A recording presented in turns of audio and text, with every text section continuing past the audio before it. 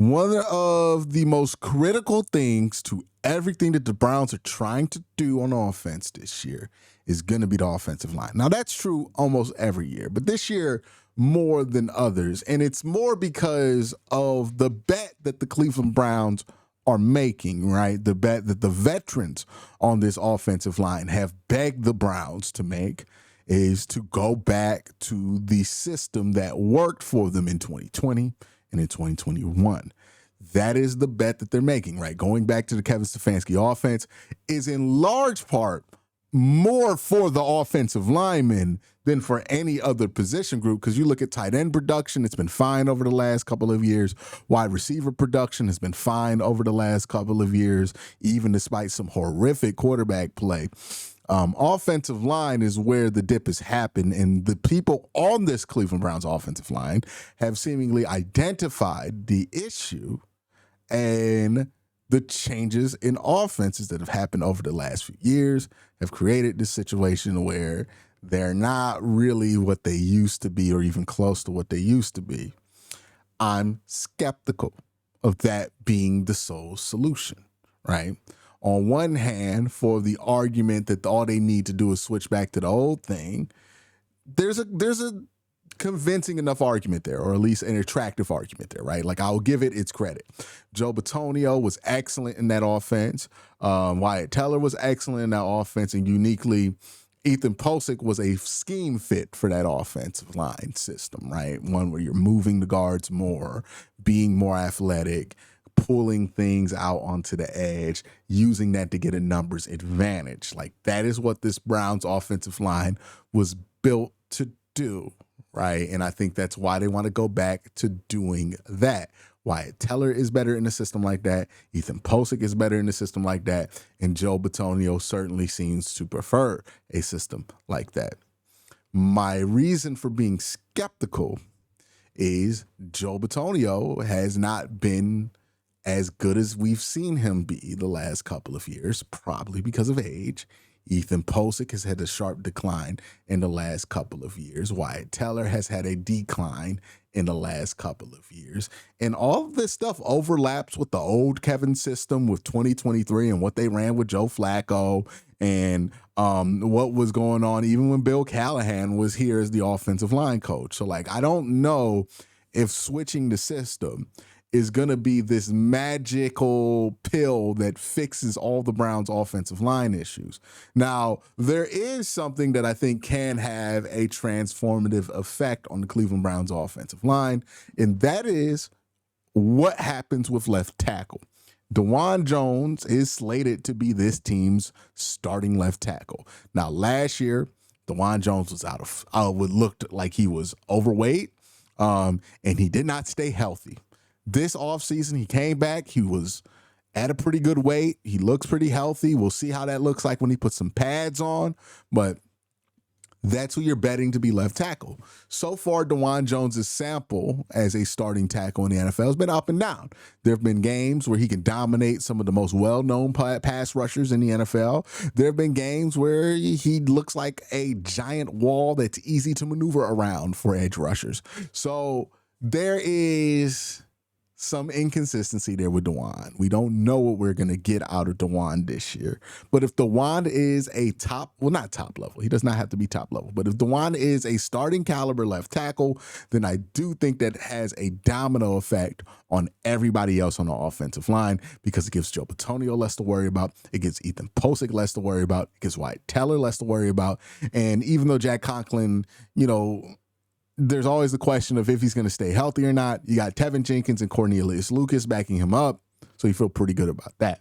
So that, to me, is the linchpin for everything that the Browns want to do, right? The offensive line, can they run block effectively? Can they pass block effectively? And also, is Dewan Jones going to be an upgrade from Jedrick Wills over the last 2 years at the left tackle position? Because that's been one of the Browns' bigger problems. Now, I'm not going to be naive. If the Browns play start two rookie quarterbacks, especially like Shedeur Sanders, who had issues in college with being sacked, they're probably not going to be the least sacks allowed team in the NFL, right? They're going to give up some sacks here, partially because of the quarterback position. But can they be effective running the ball? Can he be effective pass blocking?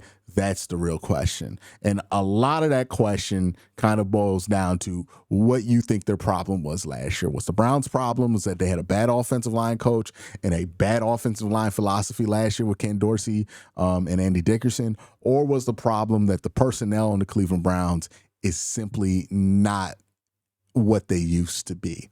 I think a little bit of both is true. I think Andy Dickerson and Ken Dorsey certainly didn't make the lives of the offensive linemen easier. A lot of empty 5-0 calls here, right? And then on top of that, having quarterbacks who aren't great pre-snap like DTR and Deshaun Watson in there. And even like Jameis is very hit or miss with his stuff, but he's not going to be technically awful, right? That plays a role. And when you're running a lot of 5-0, there's not a lot of room for fuck ups, right?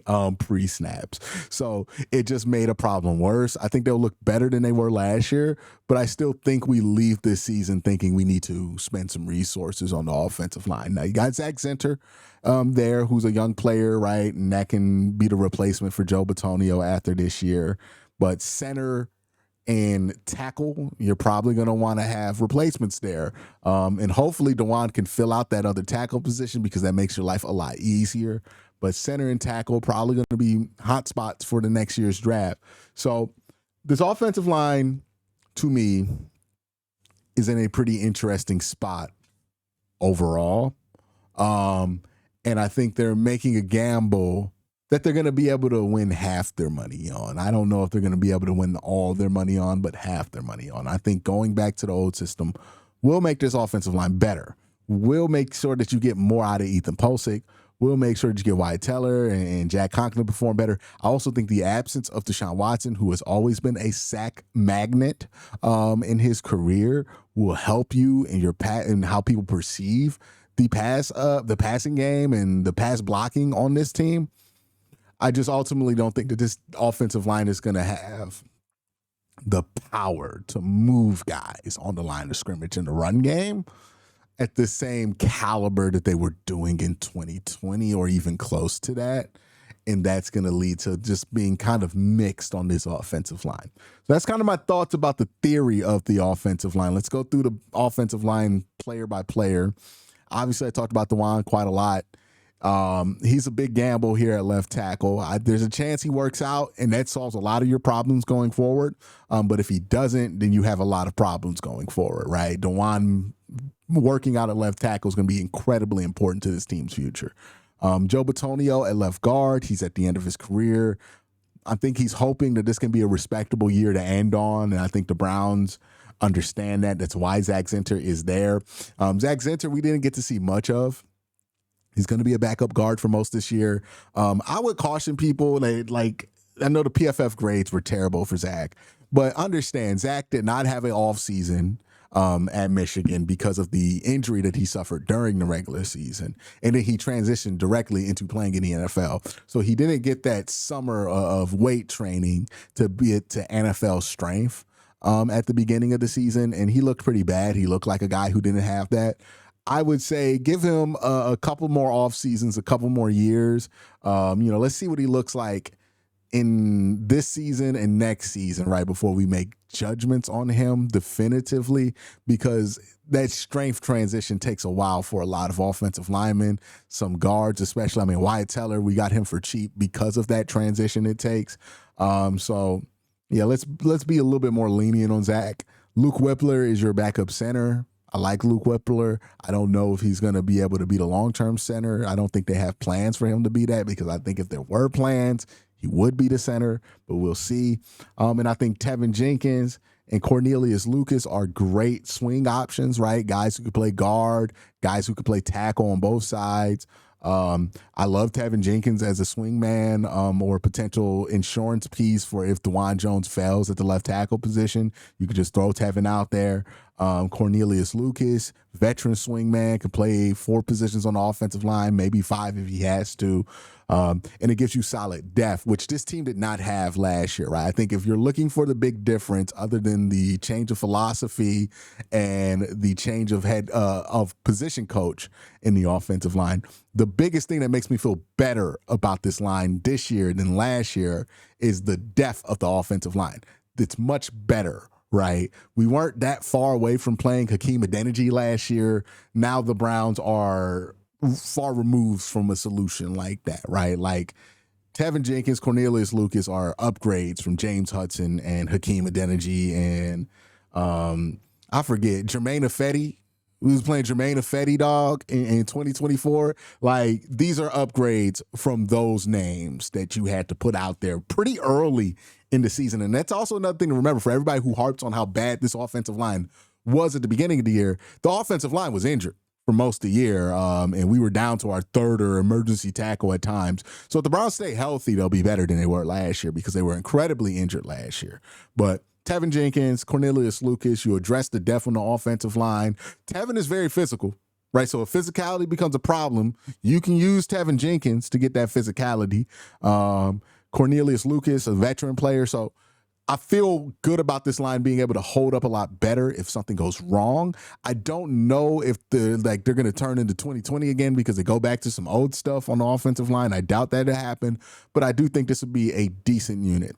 Will there be times where we complain about the offensive line? Absolutely. There's going to be a couple of games where the offensive line doesn't look good and everybody acts like it's been awful all year. But that always happens, right? Like, even the great offensive lines have a couple of... I remember in 2020 where there were a couple games where the Browns offensive line looked like dog shit for like a quarter. And then people were like, oh, see, it's overrated. Like, there's going to be peaks and valleys for every position group, no matter how good they are. I think that's going to be true for this group, obviously, because I don't think they're an elite group or a great group. I think this is a good group. Where I would put it on a grade scale, I would say I give this offensive line room, if I gave the tight end room a B-, I'll give this room a C+, right? Dewan Jones is ultimately too big of a question for me right now to be able to count as a positive or negative. Joe Bitonio is a Hall of Fame caliber player, in my opinion, but he's at the end of his career, and I don't think he's been Hall of Fame caliber in his play in the last couple of years. The back issues, I think, have taken a large toll on him. Ethan Posick is a big question mark. I think going back to this system will make him better, but he stunk last year. Wyatt Teller, I think he's pretty safe bet. He'll be fine. And Jack Conklin, always a huge question mark of health, but now you have Tevin and Cornelius Lucas behind him, which makes me feel a lot better about the situation. So feel better about the line than I did last year, but still have some looming questions about this line in general. So I give it a C+. You let me know what you grade this offensive line in the comment section below. Have a great day. Have an even better night. Peace.